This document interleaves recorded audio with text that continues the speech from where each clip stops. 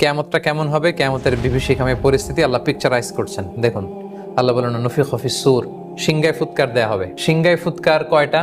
আমরা বিভিন্ন আলোচনায় বলেছিলাম মোট তিনটা, বেসিকলি তিনটা। একটা হচ্ছে নাফখাতুল ফাজা, দেয়ার সাথে সাথে লন্ডভন্ড সব মানুষ ভয়ে তটস্থ হবে। 2 নাম্বার হচ্ছে নাফখাতুস সাইক, ওই সিংগার ফুৎকার সব মারা যাবে, ইভেন ইসরাফিল নিজেও ফুৎকার দিয়ে মারা যাবে। এরপরে আল্লাহ তাআলা ইসরাফিলকে জীবিত করবেন, সে জীবিত হয়ে আরেকটা ফুৎকার দিবে, তখন সবাই উঠবে। তো এই ফুৎকারটা কোন ফুৎকার?